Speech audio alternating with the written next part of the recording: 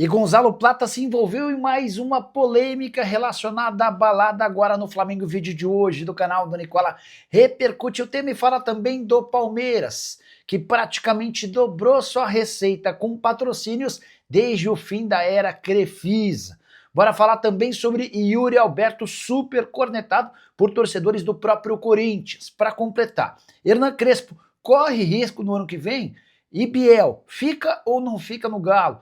Falo também sobre o Cruzeiro, o porquê da escolha do novo homem forte do futebol da base. Tem novidades sobre o Vasco, últimas no mercado, bastidores, finanças e muito mais.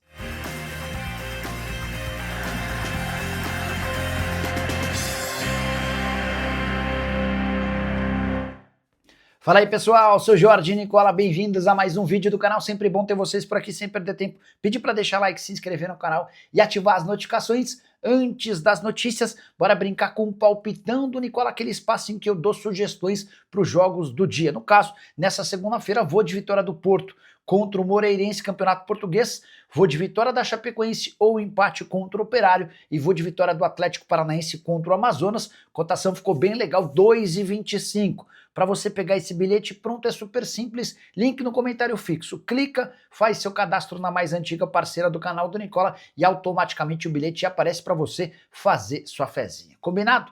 Bora começar o vídeo com aquele tradicional giro de notícias para falar que a Lusa só depende da permanência do Santos na primeira divisão do Campeonato Brasileiro para ter vaga na Copa do Brasil do ano que vem. Com o título da Série C conquistado pela Ponte Preta, a Portuguesa nesse momento está garantida na Copa do Brasil da próxima temporada. Se o Santos for rebaixado, aí a Lusa vai depender do acesso do Novo Horizontino da Série B para a Série A para poder disputar a Copa do Brasil.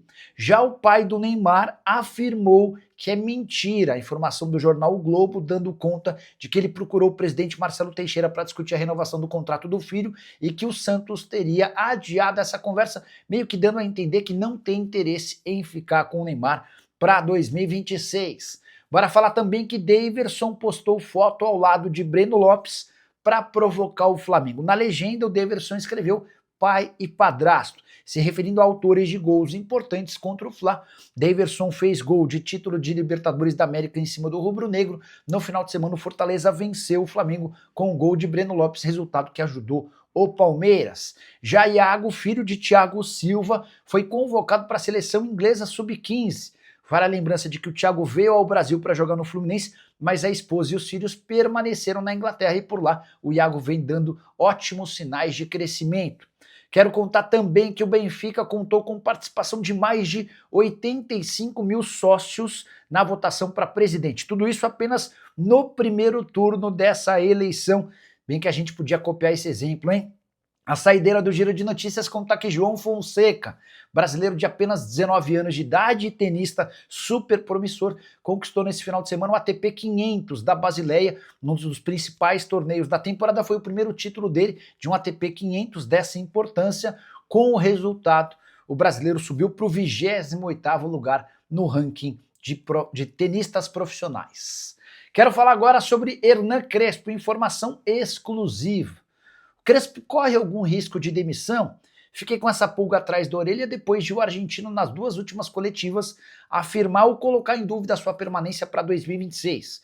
E me chamou ainda mais a atenção quando ele adotou esse discurso, mesmo depois da vitória por 2-0 contra o Bahia no último sábado no Morumbi. São Paulo vinha de uma sequência de 7 derrotas nos últimos 8 jogos. Só para lembrar que o Crespo tem contrato com o São Paulo até dezembro de 2026. Posso assegurar que não há nenhum plano da diretoria em dispensar o treinador, a menos que o São Paulo continue com uma grande campanha catastrófica daqui até o fim da temporada. Se a campanha for razoável para boa, ainda que o São Paulo não vá para a Libertadores, a tendência é que o Crespo fique.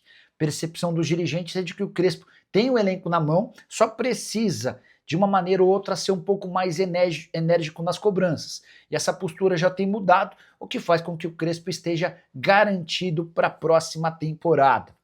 Importante registrar também que o Crespo se arrependeu de ter colocado em dúvida a sua permanência depois da vitória contra o Bahia para 2026 e conversou com dirigentes do São Paulo, afirmando: pessoal, errei a mão, não vou mais falar sobre o tema, não tem porquê. E diante desse cenário, o São Paulo vai se ajustando para tentar buscar classificação. Próximo jogo bem importante, contra o Vasco da Gama, adversário direto na briga por vaga em Libertadores. O jogo é em São Januário. Vale a lembrança de que no jogo do turno o Vasco passeou em cima do tricolor no Morumbis. Bora falar agora sobre o Cruz Maltino. Quero tratar sobre um reforço invicto e voando. Desde que Cauã Barros voltou do América, onde estava emprestado para o Vasco, a coisa melhorou muito no sistema defensivo Cruz Maltino. Tanto que o Cauã Barros não perdeu como titular do Vasco desde seu retorno. São 7 vitórias e 4 empates em 11 jogos, sendo 6 vitórias consecutivas contra Bahia, Cruzeiro, Vitória, Fortaleza, Fluminense e Red Bull Bragantino, 3-0 contra o Bragantino em Bragança Paulista nesse domingo. Outra grande atuação do time de Fernando Diniz, com direito a 2 gols de Verratti, que vinha sendo reserva. Ele só conseguiu jogar graças a uma contusão muscular do Ryan, que é hoje o grande craque do time. Desde a pausa para a Copa do Mundo de Clubes, Vasco já foi para a semifinal da Copa do Brasil, entrou na briga pelo G6 do Campeonato Brasileiro e tem a segunda melhor campanha do retorno, tendo o Cauã Barros como primeiro volante, Robert Renan e Carlos Cuesta como defensores. Esse trio fez com que o Vasco ganhasse muito mais consistência defensiva e continuasse marcando bastante gol. Só para arrematar, registrar ainda que o Vasco segue na 8ª colocação, 42 pontos, mas bem mais perto do que seus adversários. O Flu tem 44, o Botafogo 47 e o Bahia 49. Hora de falar sobre o Cruzeiro, revoltado com a arbitragem. Nesse domingo, empate em 0-0 com o Palmeiras no Allianz Parque, e a não expulsão do Gustavo Gomes no primeiro tempo fez com que, inclusive, o técnico Leonardo Jardim condicionasse sua permanência para a próxima temporada, apesar de ter contrato com a Raposa até dezembro de 26. Depois do jogo ele disse, abre aspas, estou frustrado.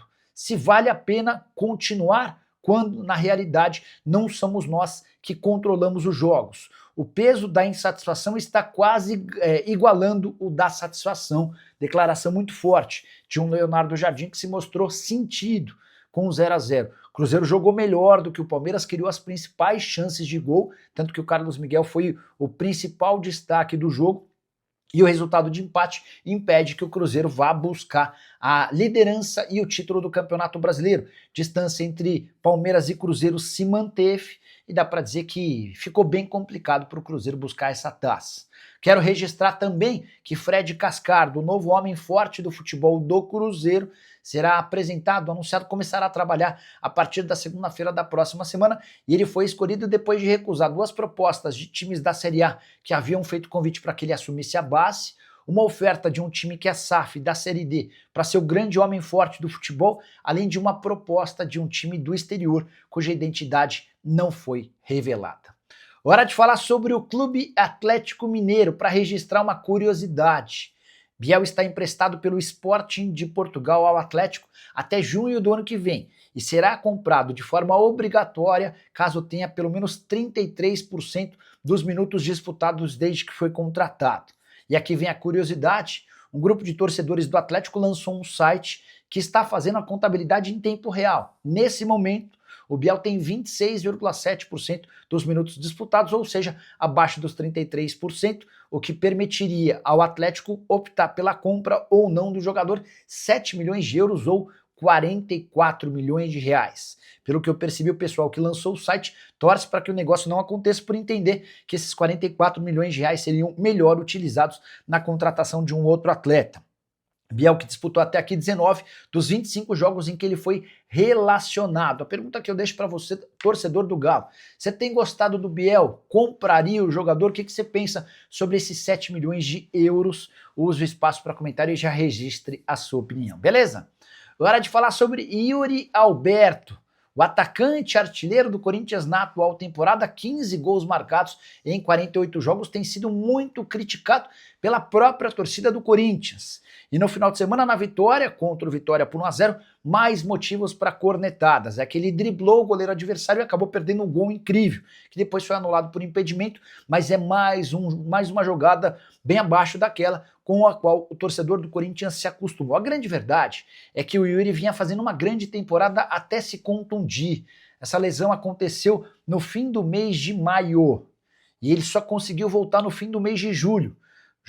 Maio, junho e julho. Ele demorou 2 meses fora. E a partir do seu retorno, a coisa ainda não engrenou. Nos primeiros jogos, a questão física era muito clara. Ele tinha limitações em relação à velocidade, explosão.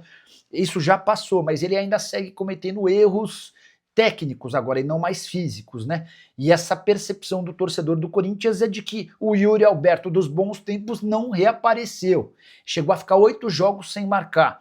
Essa sequência foi quebrada com um gol na derrota para o Flamengo, depois ele marca um gol e dá uma assistência contra o Mirassol, e já são mais 3 jogos sem balançar as redes. O que você pensa sobre o Yuri Alberto? Você acha ele bom jogador, um grande jogador, ou um jogador comum? Já usa o espaço para comentário. Se puder, registra também qual seria a sua pedida para vendê-lo, caso fosse presidente do Corinthians.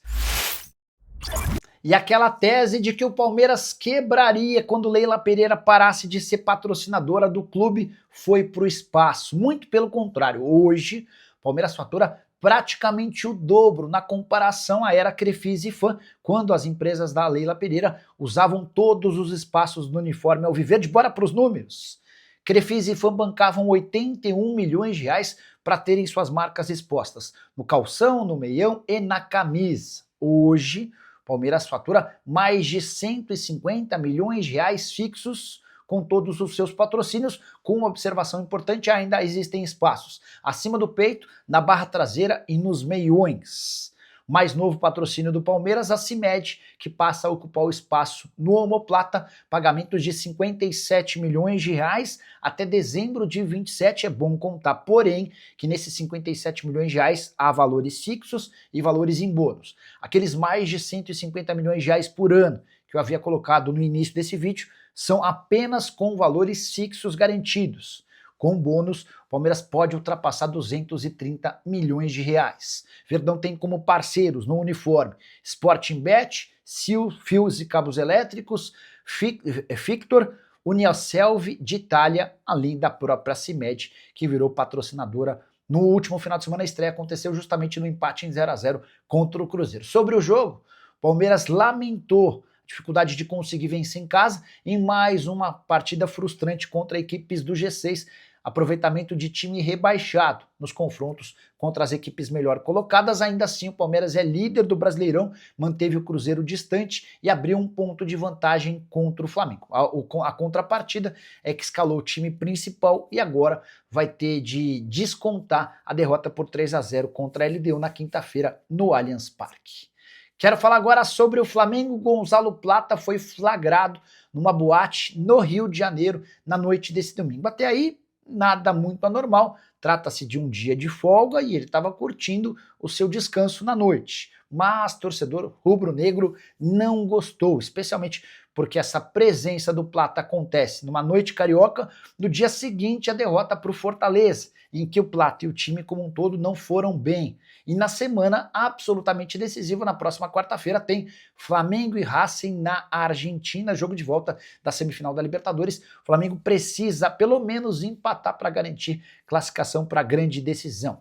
Não é a primeira noitada do Gonzalo Plata, pelo contrário, esse é dos maiores baladeiros do futebol brasileiro na atualidade. Teve inclusive uma situação para lá de polêmica que o afastou da seleção equatoriana por muito tempo. Você vai lembrar, ele e Arboleda, jogador do São Paulo, foram flagrados numa filmagem numa boate nos Estados Unidos por conta de um amistoso da seleção do Equador.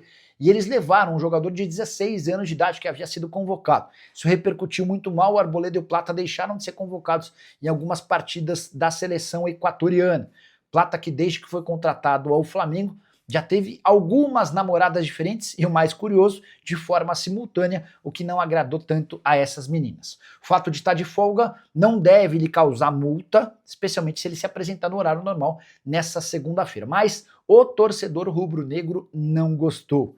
Flá que vinha de vitórias contra Botafogo, Palmeiras e Racing, mas tropeçou diante do Fortaleza e agora viu o Palmeiras abrir um ponto de vantagem que na prática equivale a 2. Isso porque Palmeiras e Flamengo, se terminarem empatados, o título será do Palmeiras pelo número de vitórias, primeiro critério de desempate. E você? O que faria com Gonzalo Plata? Tudo normal? Daria uma bronca, uma dica, uma multa, enfim, usa o espaço para comentário e já registra a sua opinião, beleza? Não esquece de deixar like, de se inscrever no canal. Nos encontramos assim que pintar notícia. Tchau!